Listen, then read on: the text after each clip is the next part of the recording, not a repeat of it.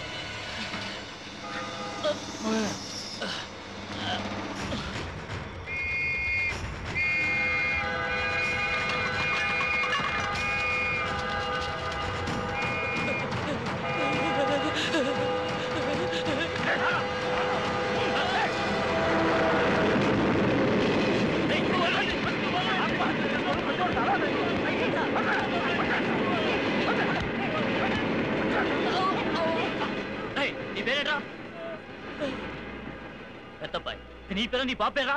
మా అన్నయ్య పేరు.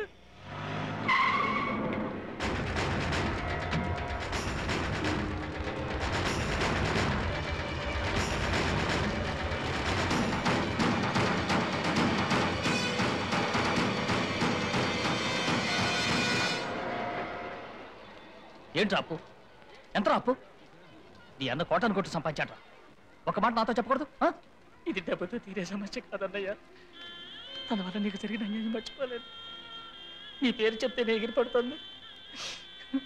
ఇన్నేళ్ళైనా కనీసం తన కడుపు పండలేదు. ఆ కారణంగా మొండితనం ఎక్కువైంది. దానికి కాంతానికి గొడవ చేస్తుందన్నయ్య. వీటన్నిటికంటే చావటమే మంచిదని నేను నిర్ణయించుకున్నప్పుడు నీ దగ్గర నుంచి ఉత్తరం వచ్చింది. సరే చచ్చే ముందు నిన్ను పిల్లల్ని చూసిపోదామని వచ్చాను. వచ్చిన చోట కోడల్ని కూడా చూసి సంతోషించి ఈ రైలు పట్టాల మీద పడుకున్నాను. ఈ పాపిష్టి జన్మకుండే పదేటాన్ని మాత్రమే కాదన్నయ్య, చావటానికి కూడా పనికిరాదు. చావటానికి కూడా పనికిరాదు.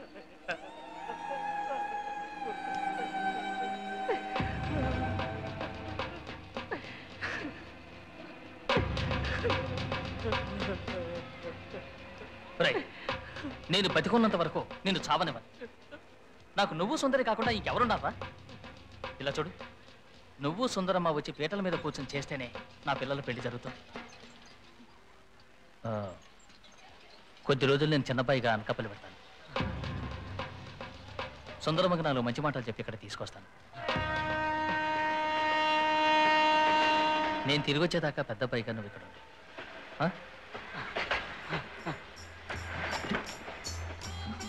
నువ్వు అన్నవి కాదన్నయ్యా, దేవుడివి. నువ్వేం చేసినా న్యాయంగా ఉంటుంది.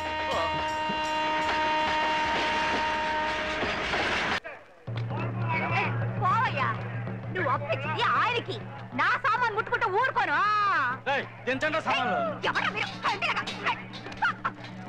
చంపేస్తాను. ఇవన్నీ నా పుట్టింటోడు ఇచ్చిన సారి పేర్లు. కావాలంటే ఓటర్లో ఉన్నవని అటుకెళ్ళండి. అరువులు కూడా తట్టుకోలేక సంతకెళ్తానని చెప్పి పారిపోయిన మనిషికి నేను సొత్తు కింద కూడా ఇవ్వను. ఇది జరిగే పని జరిగే లోపల సామాన్ వచ్చండి రా. తలుపు మెలిగే తెంచండి రా.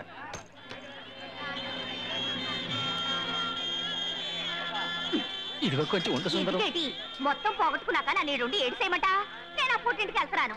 సొంత కాళ్ళ మీద నిలబడి 4 కాసులు సంపాదించి నన్ను ఏలుకోవాలి నీకుంటే కాపురించి పంపు. అది నీ వల్ల కాలం అనుకో. రోజు పోస్తూ చూడకుండా నా అమ్మ కాళ్ళ మీద పడు. నా బాబు ఎట్టాకు 4 కుక్కలు గంజి పసుపు పెంచుతున్నాడు. 5 కుక్కలు పడుదు గాని బండి తీరా. చిన్నబాయ్ గారు తమరు కొన్న లాటరీ ప్రైజ్ వచ్చిందండి.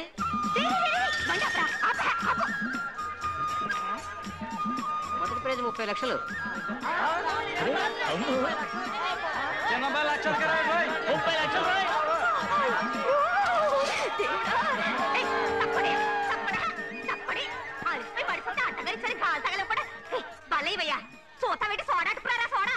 కాసేపటి ముందు అటువంటి తిట్లు తిట్టి ఇప్పుడు లక్షలు రాగానే వచ్చుకుని చూడు. నా మొగుడు నేను అతుక్కుంటా. రోజు రావాలని తిట్టేనతే నీ పెళ్ళ నిన్ను తిట్టేటి. ఇది అట్లాంటిదే. మూసుకొని నీ పని చూసుకోరా. ఇదిగో నేను తిట్టగానే నీకెంత కలిసి వచ్చిందో చూసావా? ఆ సీట్ ఇచ్చేయి, నేను వెళ్ళి డబ్బు తీసుకొస్తాను. నువ్వు వెళ్ళావనుకో నీ చేతిలో 2500 రూపాయలకి ఇంతేనని చెప్పి మోసం చేస్తారు. ఆ లక్షల్లా కాడున్నాయంటే కొట్టుబాని కట్టుబాటుగా నడిపిస్తాను. రోజు నీ చిల్లర ఖర్చు కావాలంటే 5 రూపాయలు ఇస్తాలే. సీట్ ఇచ్చి కాదు, ప్రైజ్ వస్తే ఎవరైనా మోసం చేస్తారేమోనని చీటీ మీద నా పేరు రాసి ఉంచాను. అందుకని నేను వెళ్తేనే ఇస్తారు. సారీ దేవుడా, నేను ఈ పెళ్ళాని కదా, నేనెళ్ళ కూడా ఇవ్వరేటి. సరే.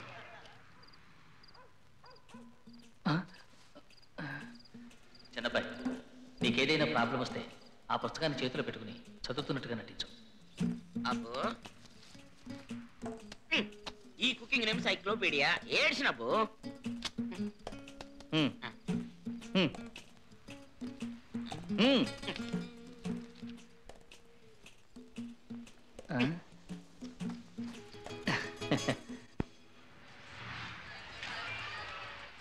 మీ కృతజ్ఞతలు చెప్తామని వచ్చాను. ఎందుకండి కృతజ్ఞతలు? బ్లాక్ మనీ ఉన్నవాళ్ళు అది వైట్ మనీ చేసుకోవటానికే ప్రైజ్ వచ్చిన టికెట్ని ఎక్కువ ఇచ్చి కొనుక్కుపోతారు. కానీ మీరు మీ కుటుంబాన్ని నిలబెట్టుకోవడానికేగా తీసుకెళ్ళింది. చూడరా హోటల్స్ ఏపులో మార్చేసినాడు. ఇప్పుడు తెలివిపోనేదేటి? రండి రండి. ఏ గురవయ్య, వీళ్ళకి ఏం కావాలో చూడు. బాబు, నాకు ఈ లెక్కలు డొక్కలు సరిగ్గా చూడటం తెలియదు. అందుకే ఈ బాధ్యత చదువుకున్న నీకు అప్పగించాను. నువ్వు చక్కగా చూసుకో. నీకే లోటు రాకుండా చూసుకోవటం నా బాధ్యత. ఈ డిజైన్లో ఎంగేజ్మెంట్ రింగ్ ఉందండి. సారీ సార్, స్టాక్ లేదు. ఆర్డర్ ఇస్తే చేసిస్తాం. ఆల్రైట్. మీ పేరు? రామూర్తి. రామగోళ తట్టుకోలేకపోతున్నాడు. ఏం చేస్తున్నాడు? ఒక ఉంగురాన్ని తీసుకొచ్చి ఎంగేజ్మెంట్ రింగ్ అని చెప్పి పెట్టుకోమని బలవంత పెట్టాడు.